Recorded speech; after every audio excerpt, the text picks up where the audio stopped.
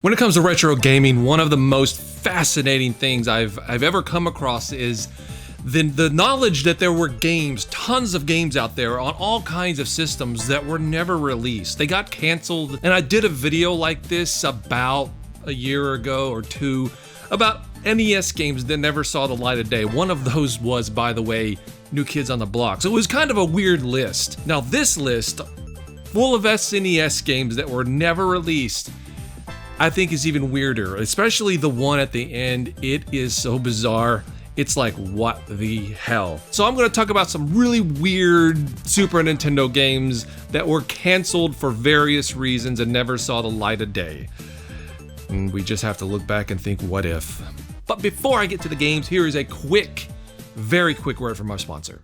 War Spear Online invites you to meet the spring on a new island where the ancient school of magic opens its doors. Explore dungeons, school mysteries, world and guild events, and incredible secrets. Start with thousands of players in your hectic semester. Join the school and protect it from the witchcraft curses. Fight against the Mamba and the Serpentis raid bosses and have fun with dynamic events only in War Spear Online. If you want to take part in this new and interesting event, click in the link down below and get started. I wanted to start this list off with a bang. This game's a doozy. Imagine if we had gotten this one. Now, think of your favorite action movie that got turned into an NES game. Maybe the characters are Arnold Schwarzenegger or Sylvester Stallone or playing Rambo. But what about Steven Seagal? We never really got any Steven Seagal movie games. Well, they were going to rectify that back in the day, except this wasn't going to be based on a movie. No. You would be playing Steven Seagal as Steven Seagal. And the name of the game, I kid you not, Steven Seagal is the final option. We almost got a Super Nintendo game named Steven Seagal as the final option. What is it? Well, again, you play as Steven Seagal, not as any character in a movie. This isn't based off of a movie. This is just Steven, the man, the actual human. It was being developed by Tech Magic and set to release in 1994.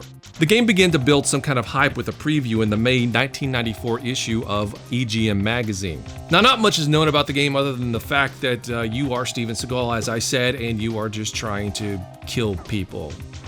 And you're a one-man army, and well, it's time to go. Now, I don't know what these people have against Steven Seagal and why they are trying to kill him in the game. Maybe they're trying to prevent him from making any more movies. I don't know. I can only use my imagination at this point because, again, we don't know much about the story. All we have are visuals and this game, this beta, and it's Steven Seagal punching people in the face and whooping some ass. The game featured rotoscope graphics with scans of Steven himself. Now, eventually, what ended up happening is that it kept on being delayed. So they decided to just go ahead and put it on the PlayStation and the N64 and call it Deadly Honor, which ended up getting canceled as well. Now, luckily for us gamers and just the world in general, an unfinished beta of this game was found, which is what I'm playing here. And I'm just gonna say, it's not very good. Now, if this is what the final product would have been, it would have only been remembered as a just ridiculous game for the premise and the premise alone, and not because of any sort of amazing gameplay or fun factor. However, we don't know if this was going to be the final product. We only have a couple of stages to play, but it looks like this is probably what it would have been. So we were this close to living in a world where we have a Super Nintendo game playing Steven Seagal, the person, on a one-man army mission to do something. Anyway, this gives me an idea. I mean, how about we have Arnold Schwarzenegger not playing John Matrix from Commando or Dutch from Predator? No, we have Arnold Schwarzenegger playing himself in a game, and he's going around whooping ass. I don't know, maybe he's whooping the ass of people who won't stay inside during a worldwide pandemic. I don't know, the ideas are flowing. But you get the picture. Okay, I'll stop. This is ridiculous. It's not though, it's awesome. This needs to happen. All right, so the second game on the list here is a game based on another franchise, and I say franchise loosely. Now, this was a show The 90s were like the decade of cheesy television. Some people are gonna say the 80s, I say the 90s. Come on, the 80s had Knight Rider and Airwolf. Well, the 90s had Thunder in Paradise. So just as a reminder, Thunder in Paradise was a TV series from the creators of Baywatch that ran in 1994, although it began with a movie in 1993. It starred Hulk Hogan as an ex-Navy SEAL with a high-tech boat. A high-tech boat, essentially kit on water, but not sentient. I warned you. Nah, Spence. Spence, we both want the same thing. What is best for Jessica? You want what's good for you, not her. And one cool thing about the show is the fact that they had my favorite wrestler of all time, Sting, Mr. Steve Borden himself, as a character. He played Adam Hammerhead McCall. Yes, I watched this show. I got suckered into it. I mean, come on, I liked wrestling. It had Hulk Hogan. Sting made appearances. Sue me.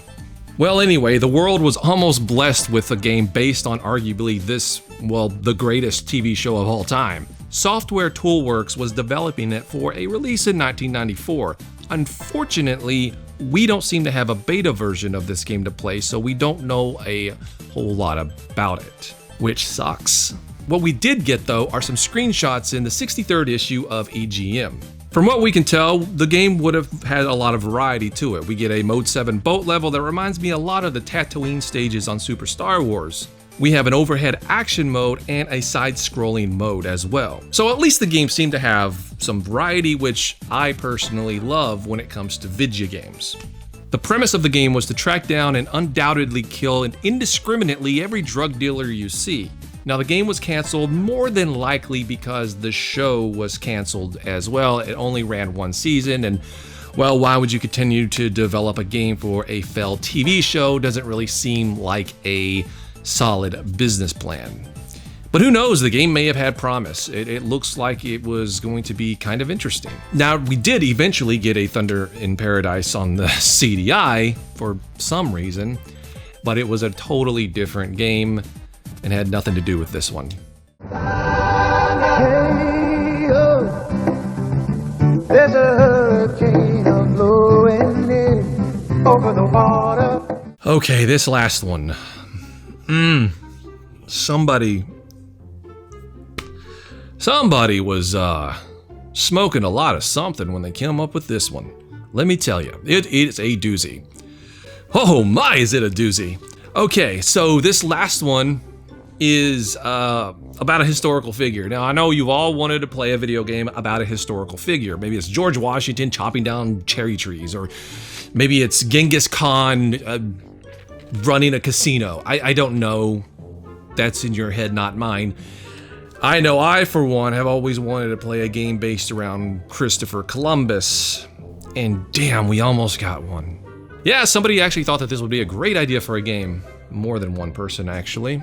Now, you would think that a game based around Christopher Columbus would be kind of boring, right? I mean, sailing the seas, bringing smallpox, you know, all that kind of stuff, finding a trade route. Nobody wants to do that stuff. So they took a small bit of creative liberty. Now, just a tiny bit. And this is what they came up with. Well, you play as Christopher Columbus and you take your killing to an all new level, literally, because now your ship can fly. He is taking zero chances now on his way to seek out new spice trade routes as he blasts every living thing in his sight in this horizontal shooter. Yes, it's a shoot 'em up. And boy, are you going to be shooting the shit out of some stuff on this game. There are air creatures like flying dragons, sea creatures, there are woolly mammoths, you know, all the basic stuff. Now, like I said, they took a wee bit of creative liberty with the history of it all. But, you know, I wouldn't call it an educational game. Well, maybe I would. Actually, this game sounds pretty awesome. Mizuwala Entertainment was responsible for all this and promoted it in its 1992-93 catalog, but alas, it was canceled. And I can't imagine why. I mean, maybe somebody walked in right at the last minute, walked into the office. Maybe it was an executive who had been on vacation in the Bahamas for a couple months and let the inmates run the asylum. And they came up with this idea and they were like, guys, really? Are we really gonna do this? I don't think it's a good idea. Probably not. I mean, in 1994, nobody cared. Everyone still liked Christopher Columbus. If this is how he really did it, maybe everyone will like him in 2020 as well. The game was almost complete, but tragically, when it was canceled, it was apparently lost forever because there seems to be no beta. At least I can't find one. I've looked up and I've looked down, and it's just nowhere to be found. Which sucks, man, because this would be an amazing game to try out. But alas, we got bigger problems in the world right now. But maybe when all that's settled, we finished the issues that's going on currently, the world can come together and try to uncover this lost treasure, because I think this is what we need to heal. The world needs this game to heal itself. I need this game to heal myself. Well, there you have it. There's 3 games that you may never have heard of that we almost got. Now, I kept the list to only 3 because on these I actually do some research. It's not me just rambling about my memories with something. So I had to sit down and read and all that stuff. And actually a good site that I got a lot of this information, other than just Google and Wikipedia and stuff, is Unseen64. Definitely want to give them a great shout out. Now, they had no bearing in the making of this video, but I did use it, so I want to let them, you know, take a lot of the credit for this, because it is chock full of great information. You can spend hours there just reading all the different articles and all this different information about game releases for all kinds of different systems that never saw the light of day, and betas and different versions and stuff that we almost got but we didn't. Check it out. I'll put the link in the description below. And well, that's it. I really like doing these videos. I would like to do more, so if you want to see more of these videos, then let me know down below. I would love to hear your opinion, or if you find them boring, maybe I'm the only one that finds this interesting, let me know too. And if you want to subscribe, hit the subscribe button there. If you want a Season 5 Blu-ray, you can hit the link here and get that. And by the way, we are, for the first time ever, making Season 1, 2, and 3 Blu-rays, and well, now's your chance to get them, because they're not going to be around forever. Thanks for watching.